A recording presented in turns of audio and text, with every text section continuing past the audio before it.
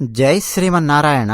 శ్రీ శ్రీ శ్రీ త్రిదండి నారాయణ రామానుజ చిన్నజీయర్ స్వామివారికి భారత కేంద్ర ప్రభుత్వం పద్మభూషణ్ అవార్డు ప్రకటించింది. ఈ సందర్భంగా ఈ వీడియో చేస్తున్నాం. ఒక్కసారి మనం చిన్నజీయర్ స్వామివారికి ఇక్కడి నుంచే మనం సాష్టాంగ దండ ప్రణామాలు సమర్పించి అసలు చిన్నజీయర్ స్వామివారు ఏం చేశారో ఈ వీడియోలో కొన్ని విషయాలు మనం తెలుసుకోవడానికి ప్రయత్నం చేద్దాం. అన్నట్టు ఇతిహాసం ఛానల్కు మీరు వెంటనే సబ్స్క్రైబ్ అవ్వండి. సబ్స్క్రైబ్ అవడంతో పాటు బెల్ బటన్ నొక్కండి. అలాగే ఇతిహాసం ఛానల్లో ఈ వీడియో గనక నచ్చితే వెంటనే లైక్ కొట్టండి. మీరేమనుకుంటున్నారో మీ అభిప్రాయాలను నిర్మోహమాటంగా నిర్ద్వంద్వంగా కామెంట్ సెక్షన్లో రాసి మాతో పంచుకోండి. ఇక విషయానికొస్తే 2001 జనవరి 26న గుజరాత్లో భూకంపం వచ్చింది. మన తెలుగు రాష్ట్రమా అంటే కాదు. ఇన్ఫర్మేషన్ టెక్నాలజీ ఇప్పుడున్నంతగా అందుబాటులో లేనటువంటి కాలం. చిన్నజీయర్ స్వామివారు తన శిష్యులను తీసుకుని గుజరాత్లోని ఓ గ్రామానికి వెళ్లారు. గ్రామం ఎంత పాడయ్యిందో చూశారు. బాగు చేసి వెళ్లాలి అని చెప్పి సంకల్పించుకున్నారు. గ్రామాన్ని శుభ్రం చేయడము, శిథిలాలు తొలగించడము, ఇళ్లు నిర్మించడము, దుకాణాలు నిర్మించడము, ఒక గుడి బడి నిర్మించడము, ఇవన్నీ చిన్నజీయర్ స్వామివారు చూసుకుంటూ అక్కడే ఉన్నారు. ఆ సమయంలో అమిత్ షా గారు ఒక కార్యకర్తలాగా పనిచేస్తూ అక్కడ తిరుగుతూ ఉన్నారు. చిన్నజీయర్ స్వామివారు ఇలా ఒక గ్రామాన్ని దత్తత తీసుకున్నట్టుగా అక్కడే ఉండి గ్రామాన్ని బాగు చేయడానికి ప్రయత్నం చేయడం చూశారు.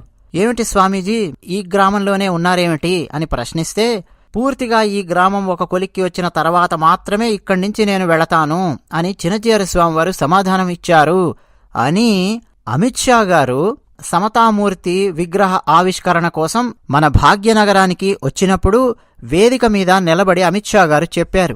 అమిత్ షా గారు చిన్నజీయర్ స్వామివారికి ఉన్నటువంటి సంకల్పము, ఆ దృఢ నిశ్చయము, అంకితభావము అవన్నీ చూసి అప్పట్లోనే అంటే దాదాపు 22 సంవత్సరాల క్రితమే చూసి ఆశ్చర్యపోయారు. ఎవరు వీరు అని అప్పుడు చిన్నజీయర్ స్వామివారి గురించి తెలుసుకోవడం మొదలుపెట్టారు. చిన్నజీయర్ స్వామివారండి గుజరాత్లోని వల్లభాపూర్లో ఒక స్కూల్, ఒక దేవాలయము, 88 శాశ్వత గృహాలు నిర్మించి ఇచ్చారు. చిన్నజీయర్ స్వామివారి గురించి మనం మాట్లాడుకోవాలి అనంటే చాలా చాలా ఉందండి.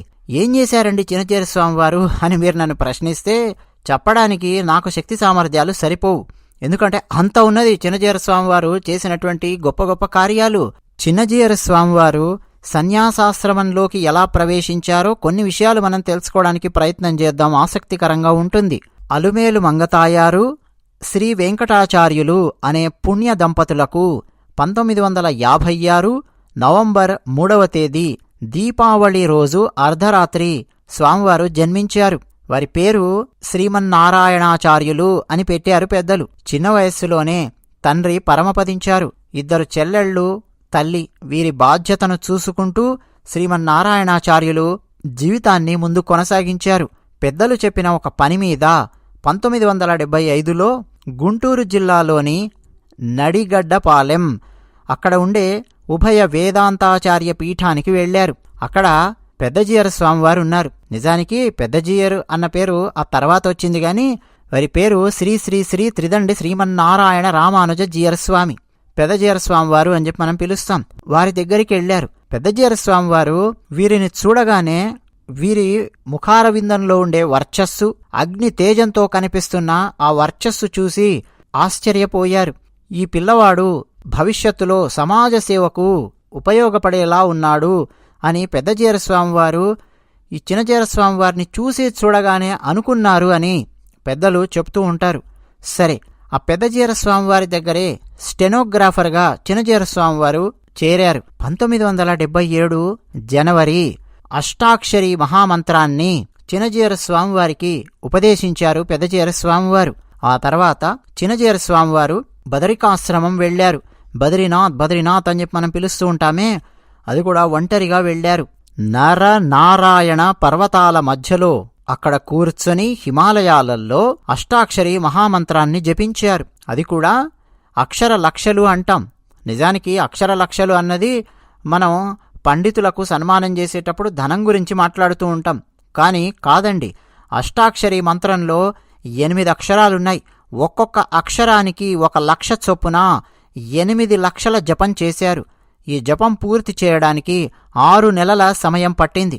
అక్కడే బదరుకాశ్రమంలో ఒంటరిగా ఉండి 8 లక్షల జపం చేసి మంత్రాన్ని సిద్ధి పొందించుకొని హృదయంలో అంతులేని ప్రశాంతతను అనుభవించారు.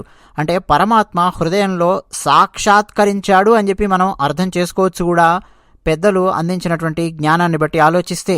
అలా చినజీయర స్వామివారు మంత్ర బలాన్ని సంపాదించారు. శ్రీ విశిష్టాద్వైత సిద్ధాంత ప్రచారం కోసం తన వారసులుగా ఈ శ్రీమన్నారాయణాచార్యను నియమించాలి అని పెద్దజీయర స్వామివారు భావించారు.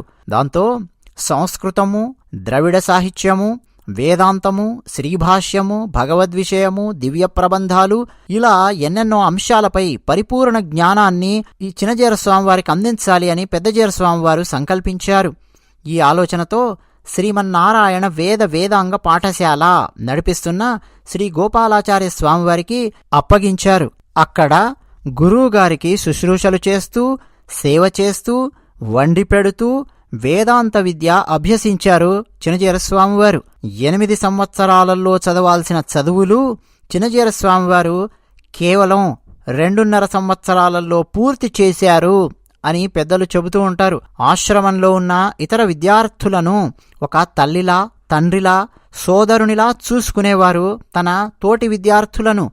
అలాగే దళిత వాడలో సమస్య వస్తే రాత్రికి రాత్రి వెళ్లి పరిష్కరించినటువంటి వారు చినజీయర స్వామివారు.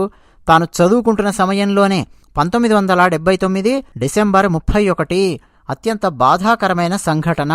పెద్దజీయర స్వామివారు పరమపదించారు. ఆ తర్వాత పెద్దజీయర స్వామివారి ఆలోచనలను, లక్ష్యాలను ముందుకు తీసుకెళ్లడం కోసం శ్రీమన్నారాయణాచార్యులు కాస్త సన్యాసాశ్రమంలోకి ప్రవేశించి చిన్నజీయర స్వామి అయ్యారు. అన్నట్టు చిన్నజీయర స్వామి అవడం అంత సులభంగా ఏం జరగలేదండి. ఎన్నెన్నో కఠినమైన పరీక్షలను వారు ఎదుర్కొన్నారు. ఏదో కాషాయ వస్త్రాలు ధరించాను, నేను సన్యాసినైపోయాను అనంటే కుదరదు. పెద్దలు ఆమోదించాలి.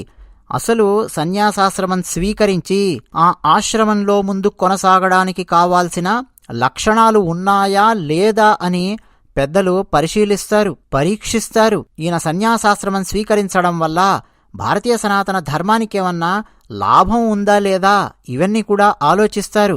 ఎందుకంటే ఇదేదో ప్రపంచం మీద విరక్తి చెంది నేను సన్యాసినైపోయానండి అని చెప్పే సన్యాసాశ్రమం కాదు. భారతీయ సనాతన ధర్మాన్ని తన వంతు భుజాలకెత్తుకొని ముందుకు తీసుకెళ్లే ప్రయత్నం చేసే సన్యాసాశ్రమము ఈ చినజీయర స్వామి వారు తీసుకోబోయే సన్యాసాశ్రమం. అందుకనే అండి చిత్తూరు సంస్కృత భాషా ప్రచారిణి వాళ్ళు పెట్టినటువంటి పరీక్షలలో ప్రథమ శ్రేణిలో చినజీయర స్వామి వారు ఉత్తీర్ణులయ్యారు. ఆ తర్వాత 48 గంటల పాటు ఉపవాస దీక్ష, జాగరణ చేశారు. అంటే 48 గంటల పాటు పచ్చి మంచినీరైనా సరే ముట్టుకోకుండా ఉపవాసము, జాగరణ చెయ్యగలిగే సామర్థ్యం ఉందా లేదా ఆ పరీక్ష పెట్టారు చినజీయర స్వామివారికి. అందులో ఉత్తీర్ణులయ్యారు. ఆ తర్వాత తిరుమలలో ఉండే జీయరస్వాములు, శ్రీపెరంబుదూరు జీయరస్వామివారు వీరిని కూర్చోబెట్టి ఇక ఒక రకంగా చెప్పాలంటే ఇంటర్వ్యూ లాంటిదండి. ఉభయ వేదాంతాల మీద, తర్కశాస్త్రం మీద, భగవద్విషయం మీద, శ్రీభాష్యం మీద, దివ్య ప్రబంధాల మీద ఇత్యాదుల మీద లోతుగా పరీక్షించారు. ఆ తర్వాత ఈయన సన్యాసాశ్రమం స్వీకరించవచ్చు అని చెబితే అప్పుడు 23.5 సంవత్సరాల వయస్సులో 1980 ఫిబ్రవరిలో సన్యాసాశ్రమం స్వీకరించి త్రిదండము ధరించి యతీశ్వరులయ్యారు చినజీయర స్వామివారు. విశిష్టాద్వైతాన్ని సూచించే త్రిదండాన్ని ధరించారు. ఆ రోజు నుంచి వీరి పేరు కాస్త మనం పిలుచుకునే చిన్నజీయర స్వామి అయ్యింది. పూర్తిగా చెప్పాలి అంటే శ్రీ శ్రీ శ్రీ త్రిదండి నారాయణ రామానుజ చిన్నజీయర స్వామివారు అని చెప్పి మనం పిలుస్తూ ఉంటాం. ఆ తర్వాత అండి చిన్నజీయర స్వామి వారికి ముందు ఒక కఠినమైన సమస్య అని చెప్పి అందామా, కఠినమైన పరీక్ష అని చెప్పి అందామా ఎదురయ్యింది. మీరు ఆ కఠిన పరీక్ష గురించి చదవాలి అంటే పివిఆర్కే ప్రసాద్ గారు తిరుమలలో ఐఏఎస్ ఆఫీసర్, వారు ఎగ్జిక్యూటివ్ ఆఫీసర్గా పనిచేశారు. వారు రచించిన నాహం కర్త హరికర్త అనే పుస్తకంలో ఒక ప్రత్యేకమైన అధ్యాయం రాశారు చినజీయర స్వామివారి గురించి. అది మీరు చదివి తీరాలి. తిరుమలలో పివిఆర్కే ప్రసాద్ గారు ఐఏఎస్ ఆఫీసర్గా ఉన్నటువంటి సందర్భం. తిరుమలలో నీళ్లు లేని పరిస్థితి. ఎక్కడ చూసినా గాని నీళ్లు లేవు, ఎండిపోయి పాపం భక్తులు నీళ్లు దొరకక ఇబ్బందులు పడే పరిస్థితి. కింది నుంచి తిరుపతి నుంచి ట్యాంకర్లు తెప్పించి పోయిస్తున్నారు, ఏంటేంటో చేస్తున్నారు పాపం ఎగ్జిక్యూటివ్ ఆఫీసర్ గారు. ఏమిటి ఈ సమస్య అని ఆలోచిస్తూ ఉంటే పెద్దజీయర స్వామి వారు పివిఆర్కే ప్రసాద్ గారు అంటే ఐఏఎస్ ఆఫీసర్ గారికి ఒక సూచన చేశారు. అయ్యా, మనం 1008 కుండాలతో మహావిష్ణు యాగం జరిపిద్దాము, ఆ విధంగా గనక జరిపిస్తే వర్షం పడే అవకాశం ఉన్నది అని పెద్దజీయర స్వామి వారు సూచించారు. సరే అయితే చేద్దాం గాని అని పివిఆర్కే ప్రసాద్ గారు అన్నారు. సరే అని పెద్దజీయర స్వామివారు 1008 కుండాల మహావిష్ణు యాగం జరిపించడానికి కావాల్సిన 5000 మంది ఋత్విక్కులను, ఎవరా ఋత్విక్కులు? పాంచరాత్ర ఆగమము, వైఖానస ఆగమము, శైవ ఆగమములు, స్మార్త ఆగమములు చదువుకున్నటువంటి వాళ్ళు, వీళ్ళందరినీ దేశవ్యాప్తంగా ఉన్నటువంటి వాళ్ళని 5000 మంది ఋత్విక్కులను సమాయత్తం చేశారు. ఓ పక్క యజ్ఞకుండములు నిర్మిస్తున్నారు తిరుమలలో. ఇక యాగం జరిపించాలి అనుకునే సమయంలో కొద్ది నెలల క్రితమే పెద్దజీయర స్వామి వారు పరమపదించారు. ఐఏఎస్ ఆఫీసర్ పివిఆర్కే ప్రసాద్ గారికి కాలు చేయి ఆడని పరిస్థితి. ఎవరు జరిపించాలి ఇది? ఇదేం చిన్నా చితకా కార్యక్రమం కాదు, చాలా పెద్ద కార్యక్రమం. ఇప్పుడు చిన్నజీయర స్వామి వారు వీరున్నారు కదా, త్రిదండం ధరించి, వయసు చూస్తే 23.5 సంవత్సరాలు వారు అండి. చిన్నజీయర స్వామి వారు ఆ వయస్సులో త్రిదండం ధరించి అక్కడ నిలబడి 1008 కుండాలతో ఉన్న మహావిష్ణు యాగాన్ని విజయవంతమయ్యేలా జరిపించారు. ఆ తర్వాత తిరుమలలో ఏం జరిగిందో అదంతా మీరు పివిఆర్కే ప్రసాద్ గారు రచించిన నాహంకర్త హరికర్త గ్రంథంలో మీరు చదవండి, ఆశ్చర్యపోతారు. అంటే సన్యాసాశ్రమం స్వీకరించగానే ఎదురైనటువంటి కఠిన పరీక్ష అది. ఏదో ఒక యజ్ఞమో ఒక యాగమో జరిపించాలి అంటేనే చాలా కఠినమైన పని అండి. 1008 కుండాలతో తిరుమలలో మహావిష్ణు యాగం జరిపించడం అంటే అన్ని రోజుల పాటు సామాన్యమైన విషయం కాదు. అలాంటి కఠినమైన పరీక్షను కూడా విజయవంతంగా నేను స్వీకరించగలను అని నిరూపించారు చిన్నజీయర స్వామివారు. ఇక వేద విద్య, ఆగమ శాస్త్రాలను విద్యార్థులకు నేర్పించడం కోసం జీఆర్ ఎడ్యుకేషనల్ ట్రస్ట్, జెట్ అని చెప్పి పిలుస్తారు, జెట్ను చిన్నజీయర స్వామి వారు స్థాపించారు. 1984లో ఈ జెట్ నేతృత్వంలో వేద విశ్వవిద్యాలయాన్ని స్థాపించారు. చిన్నతనంలోనే చురుకుగా ఉన్నటువంటి పిల్లలను గుర్తించి ఈ విద్యాలయాలలో చేర్పించి వేద విద్య నేర్పిస్తూ వస్తున్నారు. హైదరాబాద్ సమీపంలో ఉన్న శ్రీరామనగరం, అలాగే విశాఖపట్టణంలో కూడా వేద పాఠశాలలను స్థాపించారు. వాటిని విజయవంతంగా నడిపిస్తూ ఉన్నారు. కృష్ణా జిల్లా జగ్గయ్యపేట దగ్గర కాకతీయ సిమెంట్ ఫ్యాక్టరీ ఆవరణలో తత్వ కళాశాలను స్థాపించారు. దానికి అనుబంధంగా సంస్కృత పాఠశాలను, అలాగే వైదిక విజ్ఞానాన్ని, ఆగమ విజ్ఞానాన్ని బోధించడం కోసం ఆగమ పాఠశాలను కూడా ఏర్పాటు చేశారు కృష్ణా జిల్లాలో. ఇక స్వీయ ఆరాధన సర్వ ఆదరణ, ఇది వినగానే చిన్నజీయర స్వామి వారు గుర్తొస్తారు. నువ్వు విష్ణువుని ఆరాధిస్తున్నావా? ఆరాధించు. సర్వ ఆదరణ, ఇతరులు శివుణ్ణి ఆరాధిస్తున్నారా? నువ్వు ఆదరించు. నువ్వు శివుణ్ణి ఆరాధిస్తున్నావా? ఆరాధించు. ఇతరులు శక్తిని ఆరాధిస్తున్నారనుకో, వారిని ఆదరించు. నువ్వు సూర్యోపాసన చేస్తూ ఉన్నావనుకో, మరొకరు శివుణ్ణి ఉపాసన చేస్తూ ఉన్నారు, నీ సూర్యోపాసన నువ్వు చేసుకో, నీ ఆరాధన నువ్వు చేసుకో. అలాగే శివారాధన చేస్తున్నారే, వారిని ఆదరించు. స్వీయ ఆరాధన సర్వ ఆదరణ. నీది నువ్వు ఆరాధించుకో, పక్కనున్న వాళ్లను ఆదరించు. నీ తల్లిని నువ్వు సరిగ్గా చూసుకో, ఇంట్లో పక్కింటి తల్లికి కూడా గౌరవాన్ని ఇవ్వు. స్వీయ ఆరాధన సర్వ ఆదరణ. నీది నువ్వు ఆరాధించుకో. ఎన్నెన్నో దారులున్నాయి మన సనాతన ధర్మంలోనే, వారిని ఆదరించు. ఈ కోణంలో ముందు కొనసాగుతూ ఉన్నారు. మానవ సేవే మాధవ సేవ అని చెబితే చిన్నజీయర స్వామి వారు ఒప్పుకోరు. ఎందుకు అనంటే, మానవుడు లేకుండా ఈ భూమిని ఒకసారి ఊహించుకోండి అంటారు చిన్నజీయర స్వామి వారు. చెట్లు, చేమలు, జంతువులు, గాలి, నీరు, భూమి అన్నీ బాగుంటాయి. మనిషి గనక ఈ భూమి మీద లేకపోతే, మానవుడు ఈ భూమి మీద వచ్చిన తర్వాతనే తన స్వార్థంతో తన అవసరానికి మించి ప్రకృతిని, సమాజాన్ని, భూమిని నాశనం చేస్తూ ఉన్నాడు, కలుషితం చేస్తూ ఉన్నాడు. అందుకని మానవ సేవే మాధవ సేవ అని చెప్పకండి, సర్వప్రాణి సేవే మాధవ సేవ అని చెబుదాము. అన్ని ప్రాణులకు మనం సేవ చేద్దాము అని చిన్నజీయర స్వామి వారు ప్రవచించారు. అలాగే మాయలు, మ్యాజిక్కులు వీరి దగ్గర లేవు అంటారు. 1994లో తెలుగు రాష్ట్రానికి చెందిన ఒక కాంగ్రెస్ ఎంపీ గారండి ఒక సభలో భగవాన్ శ్రీ శ్రీ శ్రీ త్రిదండి చిన్నజీయర్ స్వామివారు విచ్చేశారు అని చెప్పి ఆయన ప్రసంగించారు. ఆ తర్వాత చిన్నజీయర్ స్వామివారు మాట్లాడాలి.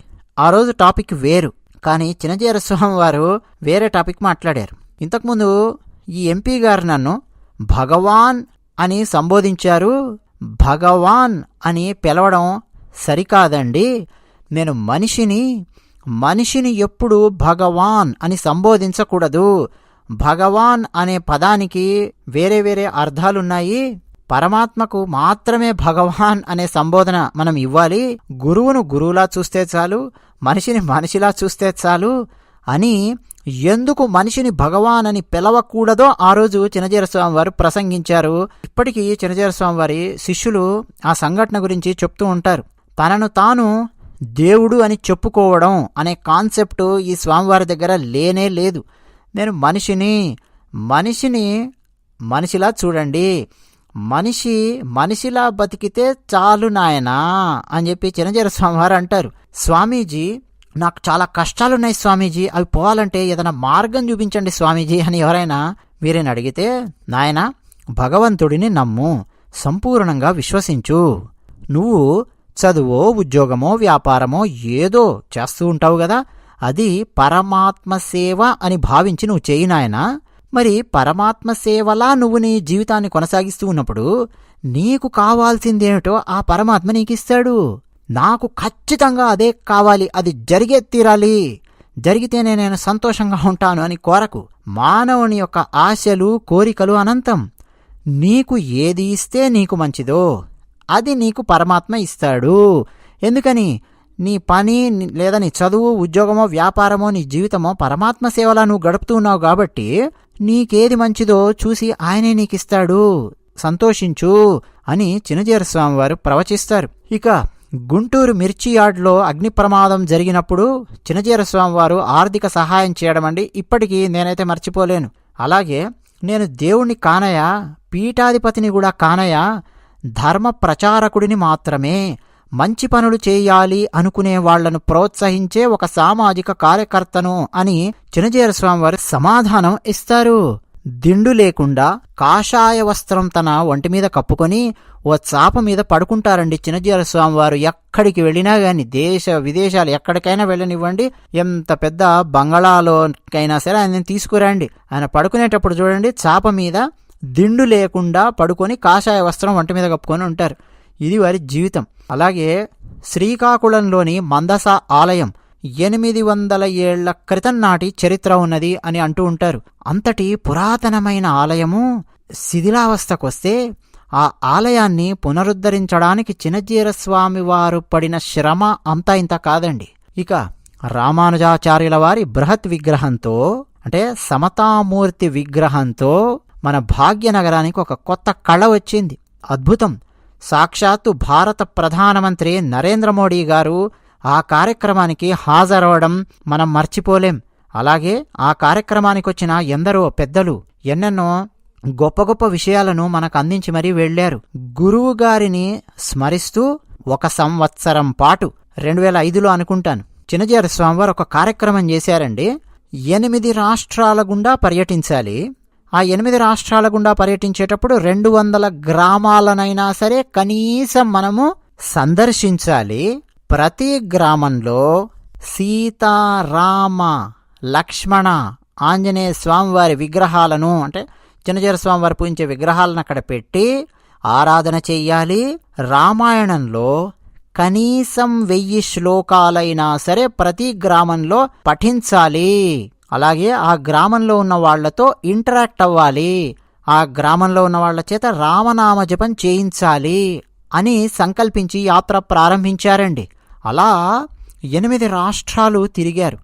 14 సార్లు వాల్మీకి రామాయణాన్ని పూర్తిగా చదివారు. ఇక శ్రీ రామానుజాచార్యుల వారి సహస్రాబ్ది సందర్భంగా ఏర్పాటు చేసిన బృహత్ విగ్రహం, సమతామూర్తి విగ్రహం మన భాగ్యనగరానికి శోభనిస్తోంది.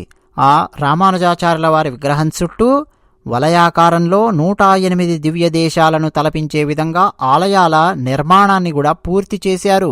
ప్రత్యేకంగా ధ్యాన మందిరాన్ని ఏర్పాటు చేశారు. ఈ మధ్య కాలంలోనే భారత రాష్ట్రపతి శ్రీమతి ద్రౌపది ముర్ము గారు ఆ కార్యక్రమానికి హాజరయ్యారు. అంతకుముందు రాష్ట్రపతిగా ఉన్న రామ్నాథ్ కోవింద్ గారు సమతామూర్తి విగ్రహాన్ని దర్శించుకున్నారు. ఉదయం 9 నుంచి సాయంత్రం 6 గంటల వరకు కూర్చోకుండా నిలబడి 9 గంటల పాటు స్వయంగా తానే 1008 కలశాలతో శ్రీరామచంద్రుల వారికి అభిషేకం చేసేంతటి ఓపిక చినజీయర స్వామివారి సొంతం. 102 జ్వరంలో కూడా స్నానం చేసి యోగాసనాలు వేసి ఆరాధన అనుష్ఠానం చేసుకుని తన దినచర్య ఏమిటో చూసుకుంటూ ఓ పక్క గోశాలలు నిర్వహిస్తూ వేద పాఠశాలలు నిర్వహిస్తూ రచనా వ్యాసంగాన్ని కొనసాగిస్తూ భారతీయ సనాతన ధర్మాన్ని నిరంతరం ముందుకు తీసుకెళ్లేంతటి అంకితభావం చినజీయర స్వామివారి సొంతం. ఏదైనా ఒక కార్యక్రమానికి చినజీయర స్వామివారు వెళ్ళినప్పుడు అది దేవాలయ నిర్మాణం కావచ్చు, ఇంకేదైనా సభ కావచ్చు, ఓ గ్రామంలో బస చేసి వారం రోజుల పాటు 10 రోజుల పాటు ప్రవచనాలిచ్చే కార్యక్రమం కావచ్చు. అలాంటి సమయాలలో ఏదో విఐపీలను, పండితులను, విద్వాంసులను వీళ్లను మాత్రమే కాకుండా ఆ కార్యక్రమంలో వాచ్మెన్లుగా ఉన్నటువంటి వాళ్లను, భోజనాలు చేసిన తర్వాత అంట్లు తోమినటువంటి వాళ్లను పిలిచి వారికి తీర్థము ఇచ్చి ప్రసాదము ఇచ్చి వారికి సన్మానం చేసి పంపినంత గొప్ప కార్యాలు, అలాంటి సంఘటనలు చినజీయర స్వామివారి జీవితంలో కోకొల్లలు. ఇక పండితులు, పామరులు, విద్వాంసులు, విఐపీలే కాదండి, యోగా గురువులు, సంగీత కళాకారులు, శిల్పులు వీళ్ళు మాత్రమే కాదండి, దళితులు, మత్స్యకారులు, సెంట్రల్ జైల్లో ఉండే ఖైదీలు, హిమాలయాలలో ఉండే గొర్రెలు కాసుకునే పేదవాళ్లు, ఇలా ఎందరెందరో చినజీయర స్వామివారి అనుగ్రహానికి పాత్రులయ్యారు. కైలాస శిఖరాన్ని దర్శించి కైలాస శిఖరపు ఛాయలల్లో మానస సరోవరంలో యజ్ఞం చేసినటువంటి యతీశ్వరులు. ఆ యజ్ఞం కూడా ఎవరో ఒక వ్యక్తి లేదా ఒక సంస్థ యొక్క బాగు కోసమో చేసిన యజ్ఞం కాదు, తీవ్రవాదం అంతమవ్వాలి, ప్రపంచం శాంతితో ఉండాలి అని చేసినటువంటి బ్రహ్మయజ్ఞము మానస సరోవరంలో.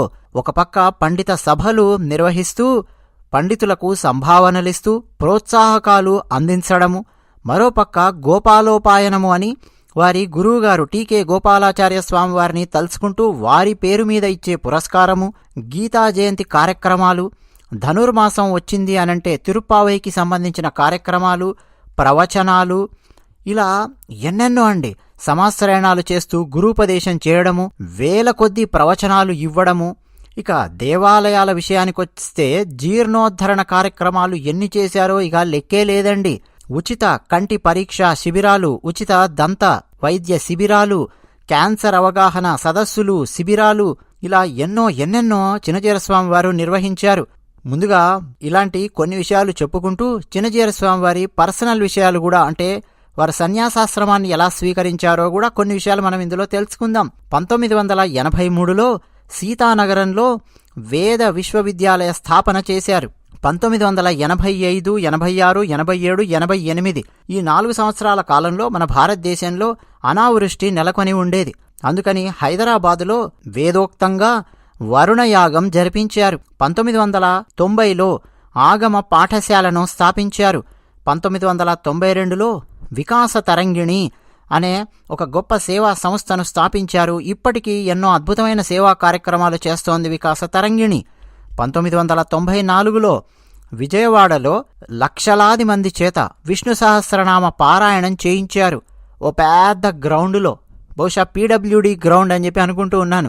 72 యాగశాలలు తిరుమలలో నిర్మించి 1994లో 5,000 మంది ఋత్విక్కులను పిలిపించి 1,008 కుండములతో శ్రీ మహావిష్ణు యాగం జరిపించారు.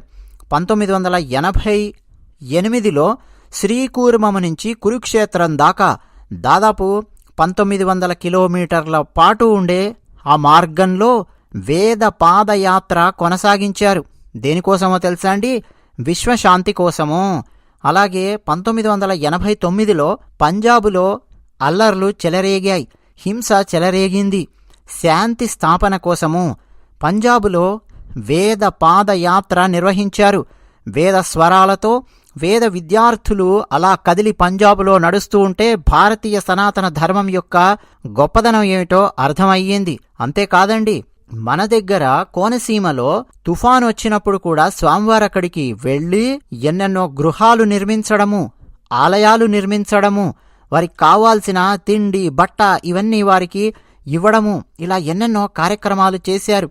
అన్నట్టు 1982లో ముక్తినాథ్ పాదయాత్ర చేశారు.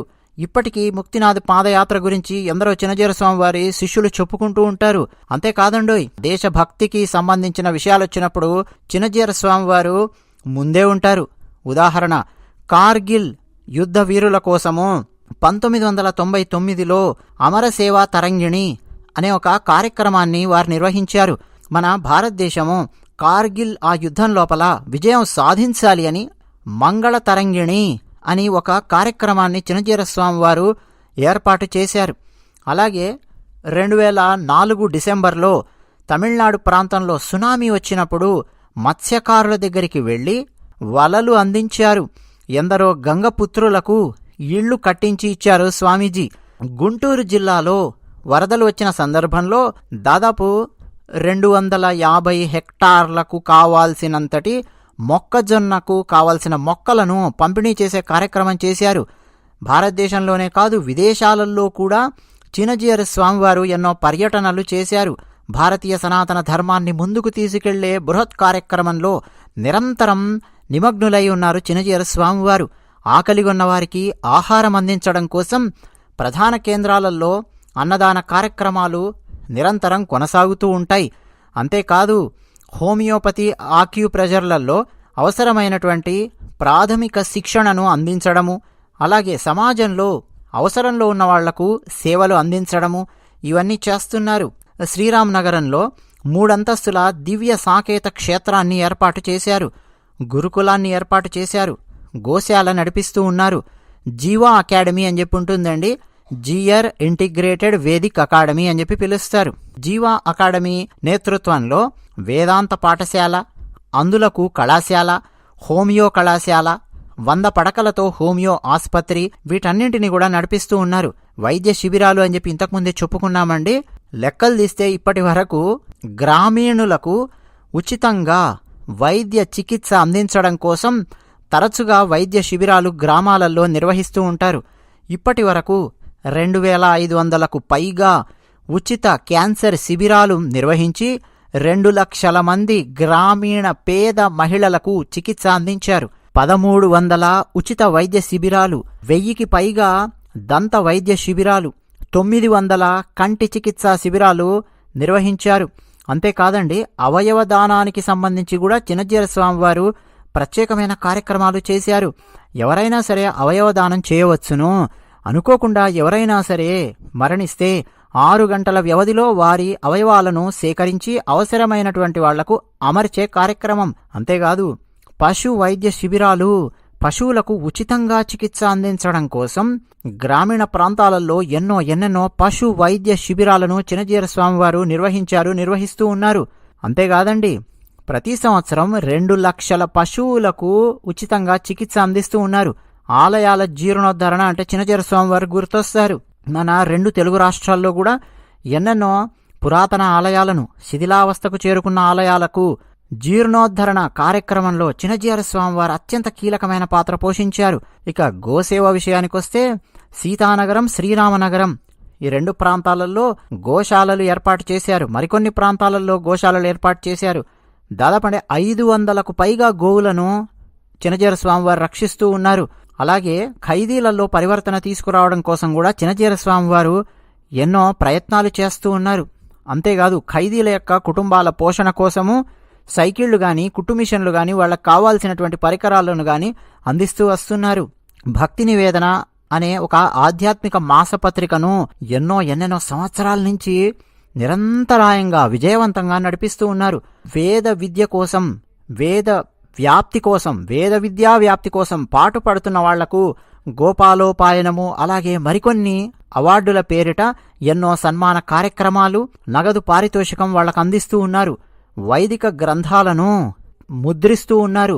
ఇక ఎన్నని చెప్పమంటారండి, గోదావరి తీరంలో ఎందరెందరో మహనీయులు, మహానుభావులు పుట్టారు.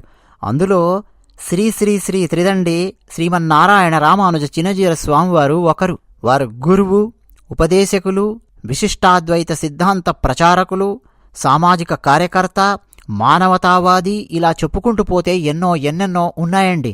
స్వీయ ఆరాధన సర్వ ఆదరణ అన్న సూత్రంతో ముందు కొనసాగుతూ ఉన్నారు చిన్నజీయర స్వామివారు.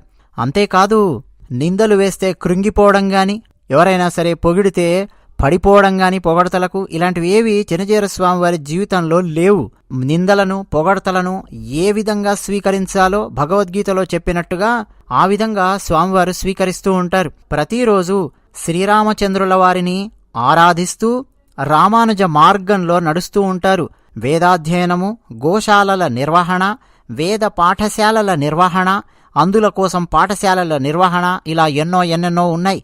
అందుల కోసం అన్నాం కాబట్టి అందుల కోసం నిర్వహించే పాఠశాలలకు నేత్ర విద్యాలయ అని పేరు.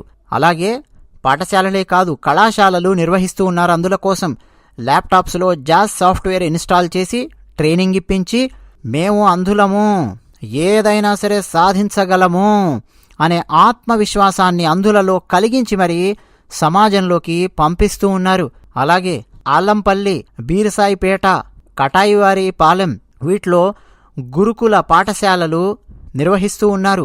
గిరిజనుల కోసం పాఠశాలలు నిర్వహిస్తూ ఉన్నారు. ఉచిత విద్య, ఉచిత వసతి, ఇలా ఎన్నెన్నో ఏర్పాటు చేశారు ఈ విద్యాలయాలలో. ఇలా ఎన్నెన్నో వారి నిర్వహణలో ఉన్నాయి.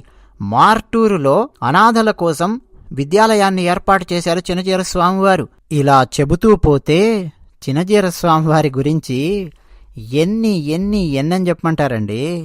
జపాన్లో సునామీ వచ్చి జపాన్లో ఉన్నవాళ్ళు ఇబ్బంది పడుతూ ఉంటే వాళ్లకు కూడా ఆర్థిక సహాయం చేసినటువంటి మానవతావాది చిన్నజీయర స్వామివారు. సునామీ వచ్చినా తమిళనాడులో, గుజరాత్లో భూకంపం వచ్చినా, మన కోనసీమలో తుఫాన్ వచ్చినా, అంటే ప్రకృతి వైపరీత్యాలు ఎప్పుడు వచ్చినా సరే ఆదుకోవడానికి ప్రయత్నం చేయడము, కార్గిల్ అమర వీరుల కుటుంబాలను ఆర్థికంగా ఆదుకోవడము, కార్గిల్ అమర వీరుల కోసము చిన్నజీయర స్వామివారు ప్రత్యేకంగా కార్యక్రమాలు చేపట్టడము, గుంటూరు జిల్లా చుండూరు మండలం నడిగడ్డపాలెంలో వృద్ధాశ్రమాన్ని నిర్వహిస్తూ ఉన్నారు. ఇక నేను ఇలా చెబుతూ ఉంటే ఇక చెప్పాల్సి వస్తూనే ఉంటుందండి, ఇక ఆగదు. అన్నీ ఉన్నాయండి చెప్పడానికి. చిన్నజీయర స్వామివారు అంటే ఓ పక్క భారతీయ సనాతన ధర్మాన్ని ముందుకు తీసుకెళ్లడము, నిత్యం పూజలు, కైంకర్యాలు, బ్రహ్మోత్సవాలు, ఇక ఎన్ని అంటే అన్ని చేస్తూ ఉంటారండి చిన్నజీయర స్వామివారు. అంటే ఒక్క మనిషి ఇన్ని కార్యక్రమాలు చేయడం అసలు సాధ్యమవుతుందా ఇంత చిన్న జీవితంలో అని చెప్పి అనిపిస్తుంది. అందుకే అండి నాకు బాగా గుర్తున్నది అమిత్ షా గారు మాట్లాడినటువంటి మాటలు. సమతామూర్తి విగ్రహ ఆవిష్కరణకు వచ్చినప్పుడు అమిత్ షా గారు ఉపన్యాసం ఇస్తూ ఒకటే ఒక మాట అన్నారు. ఏంటి స్వామీజీ మీరు ఏం చేసినా గాని చిన్న స్థాయిలో చేయరేమిటి, పెద్ద స్థాయిలో చేస్తారు, అసలు ఇంత పెద్ద పెద్ద కార్యక్రమాలు మీరు ఎలా చేయగలుగుతున్నారు స్వామీజీ విజయవంతంగా అని నేను స్వామీజీని చూసి ఆశ్చర్యపోతూ ఉంటాను అని అమిత్ షా గారు అన్నారు. కావాలంటే ఇతిహాసం ఛానల్లో మన భాగ్యనగరానికి సమతామూర్తి విగ్రహ ఆవిష్కరణ సందర్భంగా నరేంద్ర మోడీ గారు, అమిత్ షా గారు వచ్చినప్పుడు వారు ఏం మాట్లాడారో ఆ హిందీ ఉపన్యాసాన్ని పూర్తిగా తెలుగులోకి అనువదించి ఇతిహాసం ఛానల్లో వీడియోలు పెట్టాం, చూడండి, ఆశ్చర్యపోతారు. ఆ వీడియో లింక్స్ ఈ వీడియో కింద డిస్క్రిప్షన్లోనూ పిన్ చేసి పెట్టిన మొట్టమొదటి కామెంట్లోనూ ఇస్తున్నాం. ఇక చిన్నజీయర స్వామి వారు చేసినటువంటి కార్యక్రమాల గురించి మనం మాట్లాడుకుంటూ వెళితే ఇక ఆగదండి. అన్ని కార్యక్రమాలున్నాయి. తెలుగు ఎంత చక్కగా మాట్లాడతారో, సంస్కృతం అంత చక్కగా మాట్లాడతారు. సంస్కృతం ఎంత లోతుగా మాట్లాడతారో తమిళం అంత లోతుగా మాట్లాడతారు. తమిళం ఎంత లోతుగా మాట్లాడతారో ఇంగ్లీష్ అంత చక్కగా మాట్లాడతారు. ఇంగ్లీష్ ఎంత చక్కగా మాట్లాడతారో హిందీ అంత చక్కగా మాట్లాడతారు చిన్నజీయర స్వామి వారు. ఉత్తర భారతదేశం వెళ్ళినప్పుడు అటు బద్రీనాథ్, నేపాల్, ముక్తినాథ్ యాత్ర అవన్నీ వెళ్ళినప్పుడు పూర్తిగా అక్కడున్న వాళ్ళందరితో హిందీలో మాట్లాడుతూ ఉంటారు, హిందీలో ఉపన్యాసాలు ఇస్తూ ఉంటారు. వేద పండితులు వాళ్ళందరూ కూర్చున్నప్పుడు సంస్కృతంలో మాట్లాడుతూ ఉంటారు. సంస్కృతంలో తర్కశాస్త్రం గురించి మాట్లాడడము, ఉపన్యాసాలు అవన్నీ సంస్కృతంలో కొనసాగుతూ ఉంటాయి. తమిళనాడు వెళ్తే తమిళంలో ఉపన్యాసాలు, ఇక తెలుగులో సరే. విదేశాలకు వెళ్ళినప్పుడు కూడా అక్కడున్నటువంటి పిల్లలు కొంతమంది కేవలం ఇంగ్లీష్ మాత్రమే అర్థం చేసుకునే పరిస్థితుల్లో ఉన్న వాళ్ళు ఉంటారు. కాబట్టి భారతీయ సనాతన ధర్మంలోనే ఉంటారు కానీ వారి మాతృభాష అంత చక్కగా మాట్లాడలేరు. ఇంగ్లీష్ అయితే వేగంగా అర్థమవుతుంది. అలాంటి పరిస్థితి కూడా ఉంటుంది కదా. అందుకని ఇంగ్లీష్లో కూడా ఆ పిల్లలతో కనెక్ట్ అయ్యి మాట్లాడుతూ ఉంటారు చిన్నజీయర స్వామి వారు. ఇలా చిన్నజీయర స్వామి వారు ఎన్నెన్నో అద్భుతమైన కార్యక్రమాలు వారి జీవితంలో ఇలా చేస్తూ వచ్చారు. వారు పరిపూర్ణమైన ఆయుర్దాయంతో మరిన్ని అత్యద్భుతమైన కార్యక్రమాలు చేస్తూ మనందరికీ కొత్త ఉత్సాహాన్నిస్తూ మనందరినీ అనుగ్రహిస్తూ ముందుకు కొనసాగాలి అని ఆ శ్రీమన్నారాయణుడిని ప్రార్థిస్తూ జై శ్రీమన్నారాయణ.